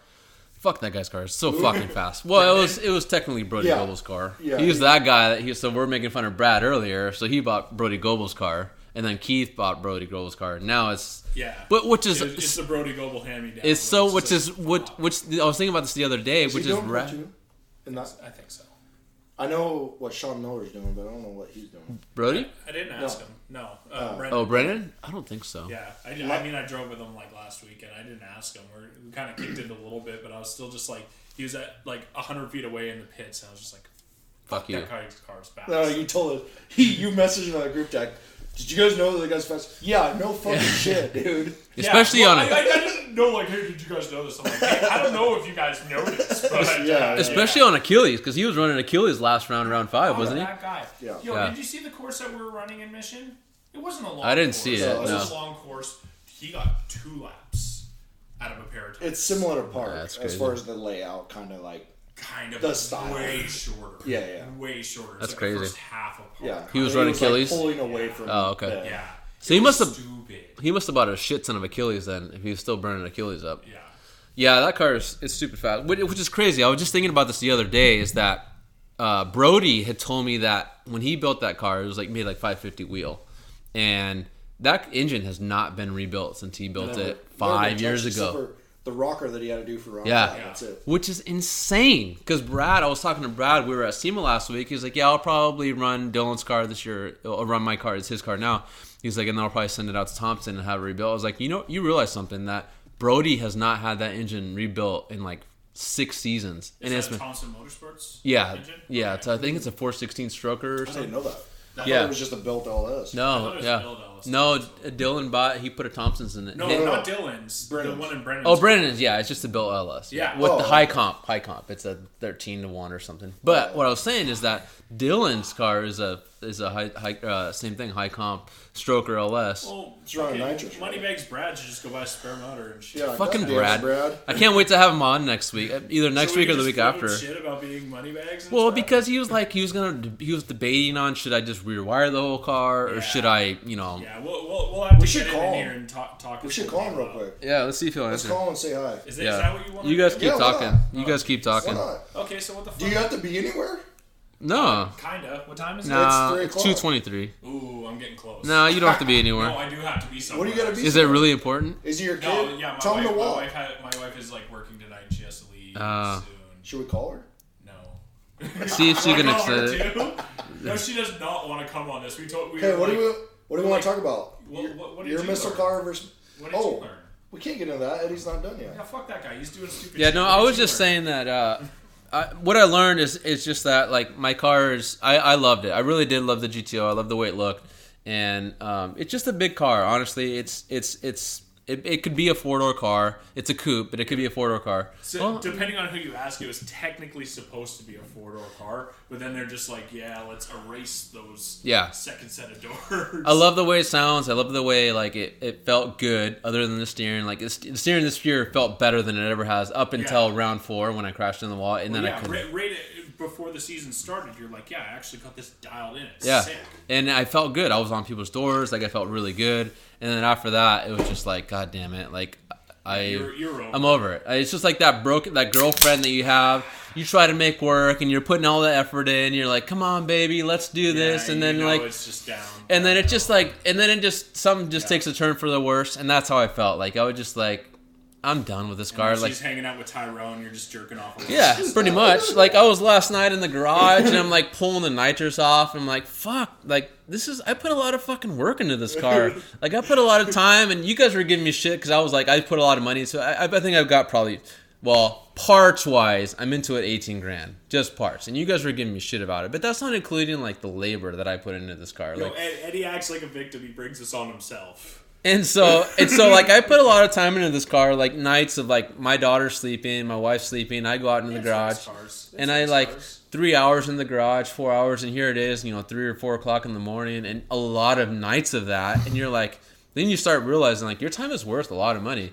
So that's where I realized like, okay, I have a lot of value into this car, but I was pulling like the nitrous off, and it took me way fucking longer than I expected. I was in the garage till 2:30 last night, pulling the nitrous off, and I'm still got like the axles to pull out. I got to put the drive shaft, the engine. I got to pull the diff out. Yeah, that's just race car stuff. Yeah, and so I mean, it's the same thing as Brad. Like, he realized he was just going to keep banging his head against this wall and probably not getting results. That's the same way that you feel. So it's like, get into a chassis that's going to work for you. So what are you changing for next year? So I'm gonna. Chassis. We were talking about chassis. Yes. Yeah, buddy. Yes. I couldn't. I honestly I feel.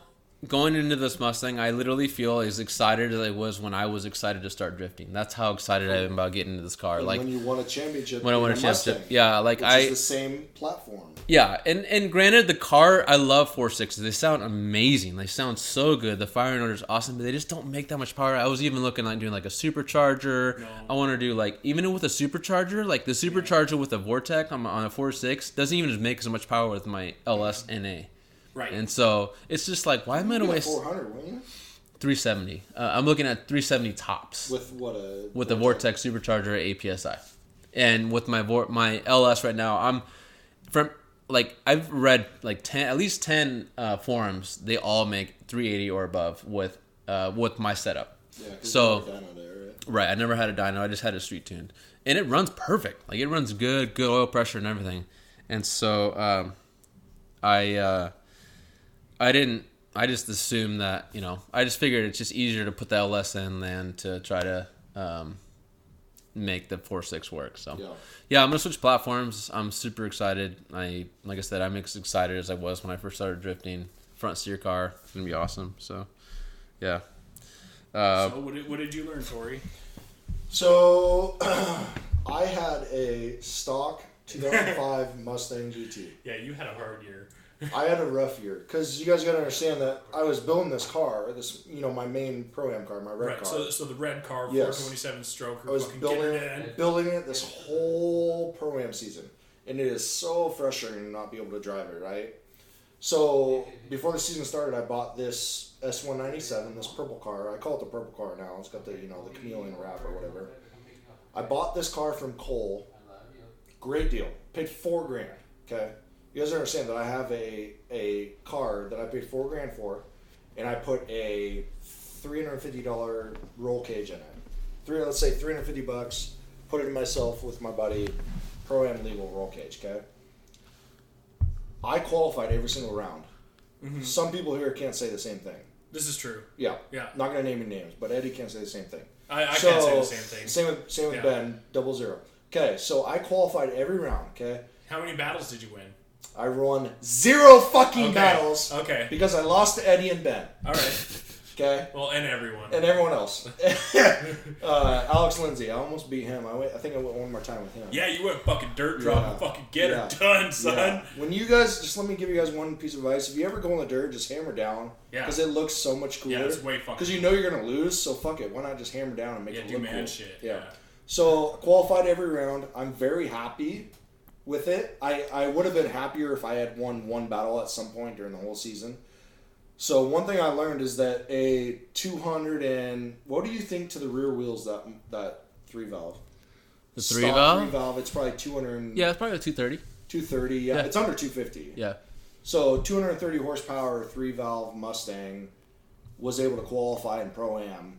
I don't think it says anything bad about us. It says that you kind of got to work with what you got, I literally had 7 cylinders the first 5/8 round. I put nitrous on the car. So, as you guys know, I have nitrous on that car. I have never used it. When I went to use it, I tried to use it the first round of the first 5/8 round, which was round 2, and it burnt a plug. So I qualified and ran my first battle on 7 cylinders. So I don't even know how much... You were so mad. Oh, I was so pissed. Because it was just such a shitty situation. I barely made the driver's meeting. Yeah. For one, because I had to bring the car from a buddy's place. I barely made it. 7 cylinders. I still qualified. I was still happy.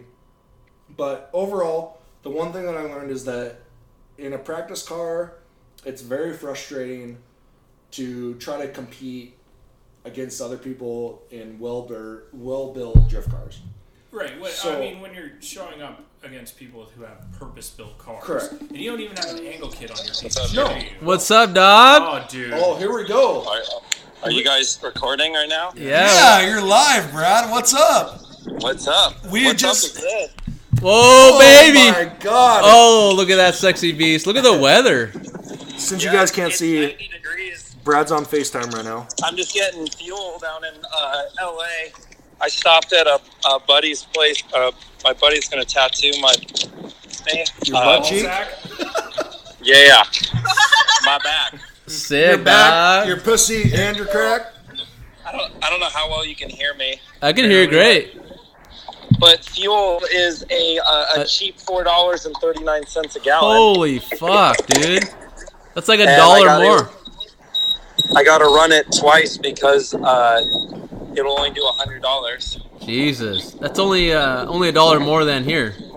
Yeah, only $1 more. Shit adds up. Tell everybody on the podcast what you want to say. We already told them about your car, but you can say whatever you want. You're the guy that bought Dylan Hughes' car. Yeah. Yeah, I'm you're that guy now. I'm all right being that guy. So it took me I took 2 days to get down here. I got down on Friday at about 3 o'clock. We tried to put the transmission in. Sadly, Dylan was missing a part for it, and he's going to. Sorry, 1 second. You're good.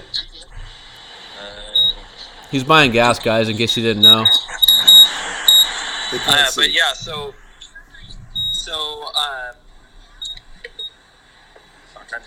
anyways,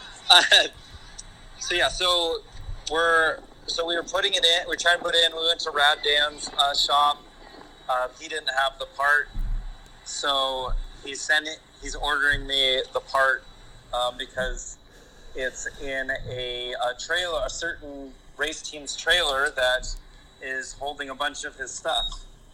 So he also has a few parts that he's going to send me once they get a hold of, or they've gotten a hold of him. Apparently he's showing up on Tuesday. So Brad, let me tell him the backstory. So basically, Brad went down there, and the plan was to put Brad's transmission in the 240 so they could fire it up and drive it, do a cold burnout, and then dump it on the trailer. But what Brad's saying is, unfortunately, they didn't have all the parts to be able to do that. So Dylan's going to send him the part on Monday so he can have that part. Yeah, so I can drive with Tory on Friday. Exactly. Wait, Tori, you driving your I'm driving the trying Mustang? to do all this stuff and think about what I'm trying to say. It's all good, bro. Yeah. Hey, we miss you, man. We're are you gonna try to be on the podcast next weekend or what?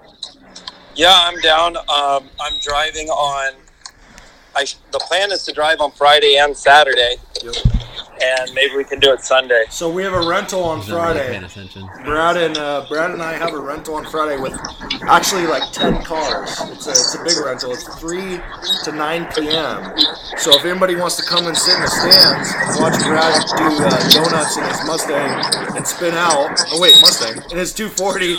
Yeah, you'll see I don't know, some the V8 Mustang powered spin piece out, of and you'll see the shit. 240 show them how it's done. It's is it a 416 stroker, right? Yeah, it's a Thompson You can't Motorsports say stroker. You gotta say stroker. Stroker. 416. Sick. And then so it makes right about, I guess it's like, he's saying 530 something NA, and then it makes as much nitrous as you want to throw at it. It'll make that power. Reader has essentially the same motor, and he puts a 200 shot of nitrous on it, and it holds up. 200?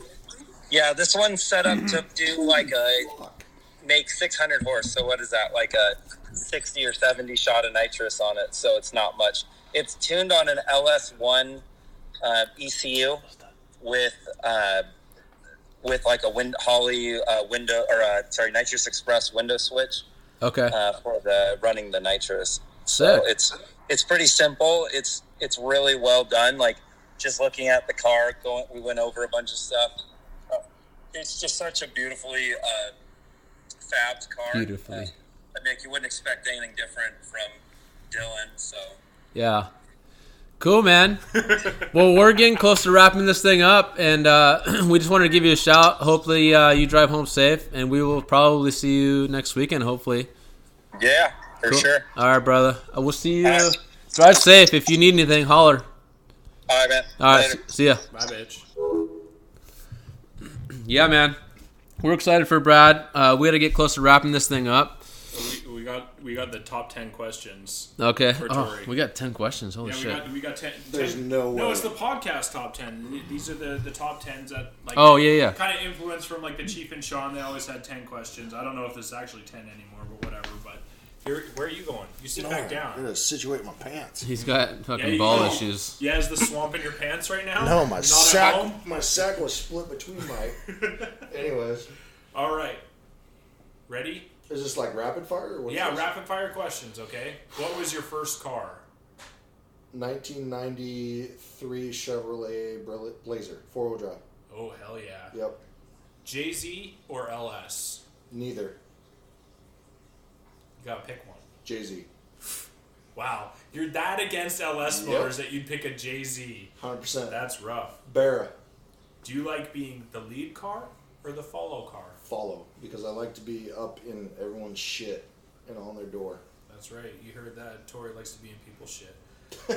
Kevin or Lupe? Kevin, 110%. I want everybody to know. I know it's supposed to be rapid fire. Everyone needs to appreciate Kevin, and everyone needs to go anytime they see Kevin and thank him for what he does. This guy does more than anybody knows. I love that guy. Thank you for what you do, Kevin. Yeah, he's a good dude. I like having him around. Yep. He doesn't put up with shit. It's hilarious. Telling people to pack their shit up at Exactly. Pro. Just leave. Yeah, hell yeah. He'll say fuck you, just leave if he needs to. Hydro e-brake or stock cable? 100% hydro. Okay. What song gets you pumped before a run? I don't listen to music before I run. I actually rarely ever listen to music. You need one song. Stone Cold Steve Austin intro song. That's right. It's the fucking best song ever. Hell yeah. Favorite track that you've driven? 100%. That would be Oregon Raceway Park. Oh my gosh. That's Yes. right. Take over Northwest. Yes. All right. Kelly Kapowski or Lisa Turtle? Don't know who either of them are. You're a piece of shit. That's fine. We need to delete this episode now. I agree. Those are. Just I agree. kidding. I know. Who you got? Kelly Kapinski. Kapowski. Kapowski. What was the question? Kelly Kapowski or Lisa Turtle? Lisa Turtle. Wow, racist. Anyways. Oh my God. If you could drive one other Pro-Am driver's car, who would it be? Oh, that's a good one. Probably. Wait. Who else drives a Mustang? Why would you drive a Mustang? I'm just kidding. That's your life. You drive, but you need to venture out and experience something new. Or are you just afraid that you'll like it too much? Definitely not Eddie's old car. Okay. Definitely not your car. Oh damn. I would. That's Brenner. right, because you don't want to know how good a carburetor feels. I would probably Brenner drive. Wallstrom? I would probably drive the fastest car out there, Alex Lindsay's car. Okay. That's a great decision. I'm just kidding. I would drive Brennan's car. You fucking would. I would drive Brennan's car. Or okay, lifestyle or comp? Calm. Comp. Yeah, Tori loves comps. All right. Yep. Okay, that's all the questions I have. I got two on Northwestern Cast. Ooh.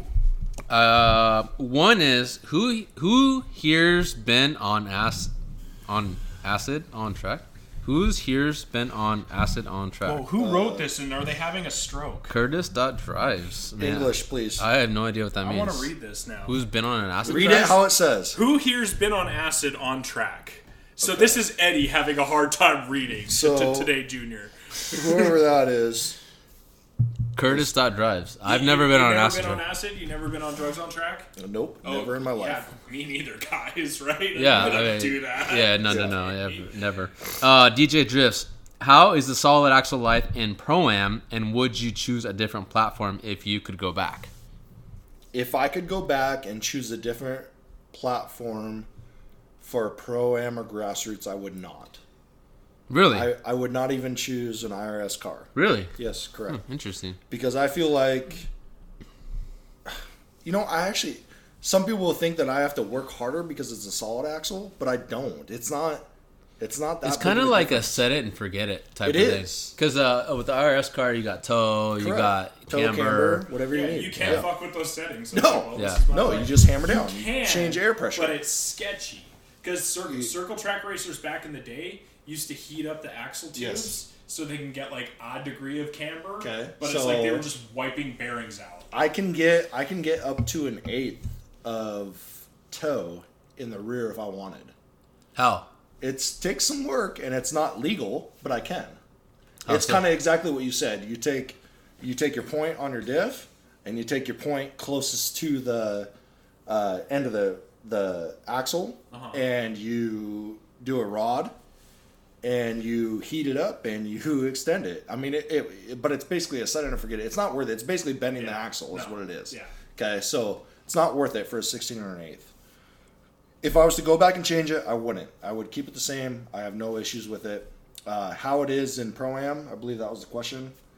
It's gonna be soon to find out this next season. Hell yeah! And I think that I have a top 3 car 100% in Pro-Am for a season championship. And as far as I'm concerned, like you are a top 3 driver. As long as you can keep that car on track, Yep. like people are fucked. And not shred more belts than tires, then you'll be good. That's what my plan is this off season, starting on Friday with Brad. We have a rental, and my plan is to drive that as much as possible, get it dialed in, and not have any issues. Not take the purple car apart then if you guys are going out on the weekend. Shit. God damn it. Well, I wanted to tear it apart, but no. Yeah, we have lots of more. We have a lot more to talk about. On obviously, it's been since fucking June since you we've guys had a quit podcast. taking forever. Tori kept giving us shit. Hey man, life happens. I'm having a baby. Hey, whatever. buying a house. We're here now. You're Be having a fucking baby, grateful. or your wife's having a baby? Ungrateful pieces Well, we're of both shit. having a baby. Oh, when's the podcast coming? When we're I'm ready? having a baby Now out it's my here. number 2 hole sometimes. So Jesus. Oh, you're every just gonna poop one out, eh? yeah. It's a big hole, baby. It's the butt But of it. That's how you get a shitty baby. a mud butt.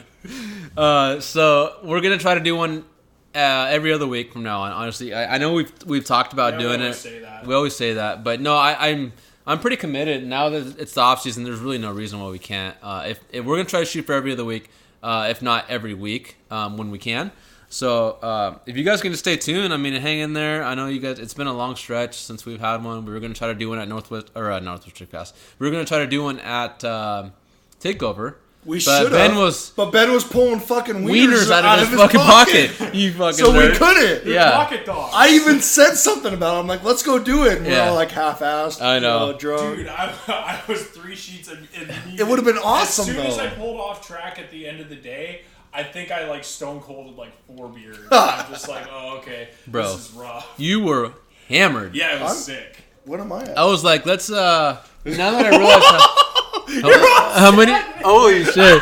That's why Tori wants to keep going. I would keep going, but I gotta go pick up my daughter No, here in a minute. I gotta go, pick up my kid basically. Yeah. I gotta go walk home. 'cause If you want to be on, beer. if you want to be on the next one, we're gonna try to do it next weekend. Yeah. If you want to come Am I back, invited back? Really? Yeah. We're just Fuck gonna yeah. bring them back right like that. Am I gonna be we like had the- this good of a time that we're just gonna like podcast all-star just bring them right Am I gonna back. be like the fourth? Why like, not, man? Guy? Why Are not? you guys allowed to have?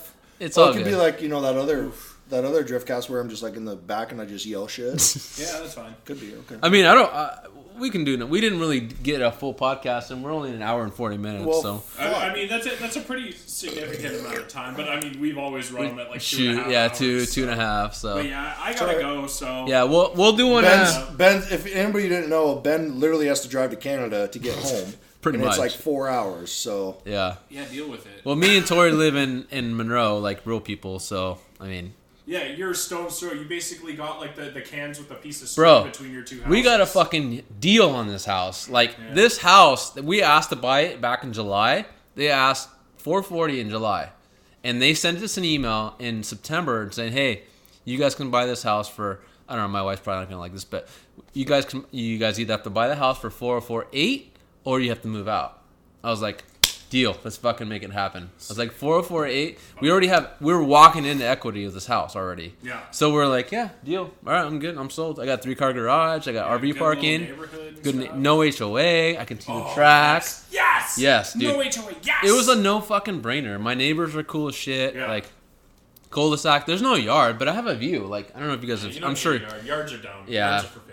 I mean, I have a huge yard. I don't fucking use it. What's it for? It's yeah. For dog shit. For dog Fuck. shit. You gotta go more dog shit to clean up. So, Tori, you got anyone to thank? yeah. I haven't announced any sponsors yet this year because I'm still working on them. Obviously, next year. Next year. All right. The only sponsor that I can tell J2. you that's coming back is J2 for sure. All right. So thank you to John, J2. Right. Good deal. Yeah, man, this has been awesome. We'll, like I said, we're gonna try to do one next week. And yeah, we'll catch you guys on the flip side. Thanks, guys. Thanks for having us be here, Tori. Yeah, thank you, guys. All right, guys. Catch you later.